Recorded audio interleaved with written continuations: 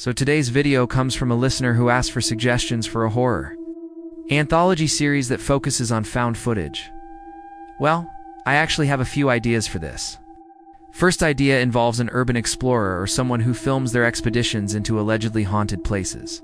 Maybe our protagonist goes to explore an abandoned hospital and begins experiencing strange phenomena? Maybe even being stalked by the ghost of a former patient or doctor. Or perhaps they discover an old box of VHS tapes detailing the experiences of other urban explorers who ventured into the same hospital, only to find that each tape ends with them discovering something horrific. Our character finds themselves reliving those moments as they experience the same events firsthand. It would allow for interesting meta-commentary on the genre and would play on the fear of watching horror movies or found footage films, specifically as the audience is now aware that these are fictional characters reacting to fake hauntings, yet we still fear them nonetheless. The ending could see our main character, trapped within the cursed tapes, becoming part of the cycle, and perhaps creating more tapes themselves, which will be discovered years later by another urban explorer. My second idea has an aspiring filmmaker who sets out to prove the existence of ghosts by revisiting locations. Featured in famous ghost videos and attempting to replicate the paranormal activity caught on camera before. However, they soon realize that as they relive these supposed hauntings, they're actually making things worse, unintentionally escalating the paranormal activity and risking not only their own safety, but possibly the safety of everyone else involved. But my final idea is probably the best. It's found footage from hell. Well, here's what I mean. Imagine a film crew going deep into the Amazon rainforest to document the locals' claims of an ancient evil living deep in the jungle. Perhaps they go to retrieve a mysterious artifact rumored to have been stolen from a sacred temple in the area decades ago. During their time in the jungle, they begin to experience strange phenomena, suggesting that they're being watched by something sinister.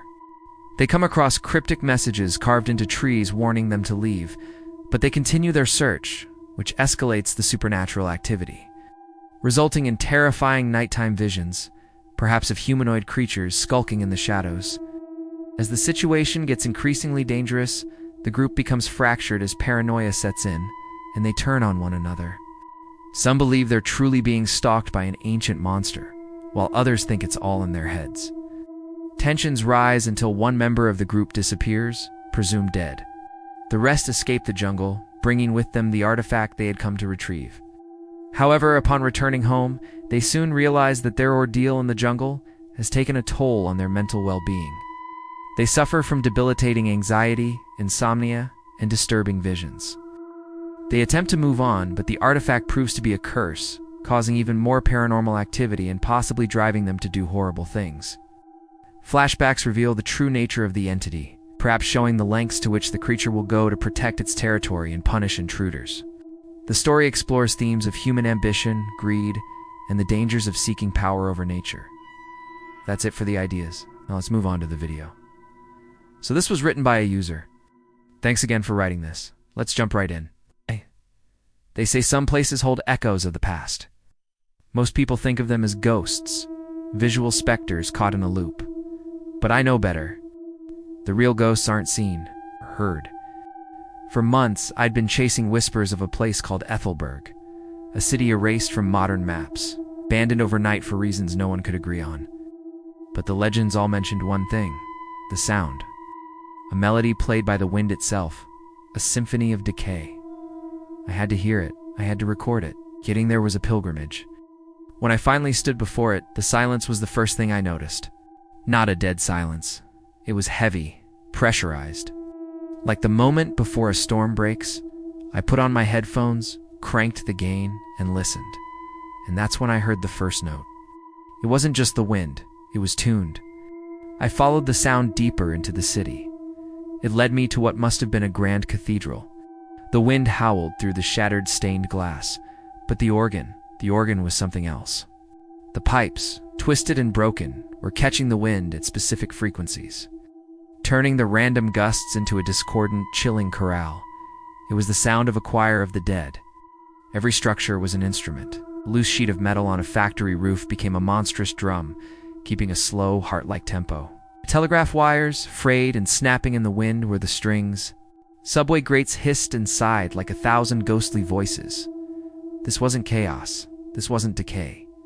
This was an orchestra, and the city was its composer. I had to capture it all at once. From the heart of the city, there was a communications tower at the nexus of it all, like a conductor's podium. I set up my parabolic microphone, my multi-track recorder. I was going to capture the Symphony of Atolia. I thought I was just an observer, an archivist. I was a fool. As twilight bled into true night, it began. It wasn't a melody anymore. It was a signal. The hums, the shrieks, the booms, they locked together. It was a language, a form of mathematics, so complex and alien it felt like it was rewriting the air around me. My equipment started to flicker. Frequencies were impossible. They shouldn't exist. The city wasn't haunted by its past. It wasn't singing a song of its memories. It was a machine.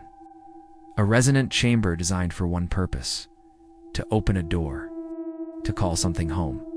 The symphony wasn't a lament, it was an invitation. And it had been answered. I ran. I didn't care about the equipment, the recording, any of it. But I couldn't escape the sound. It wasn't in the air anymore. It was in my bones, in my skull. The city had finished its performance, and it had given its symphony an encore. Inside of me, I made it out. I drove for a day straight until the sun came up, but the music never stopped. I came home seeking silence, but I've learned there is no such thing.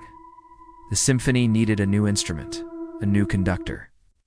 Something portable, something that could take its music beyond the city walls.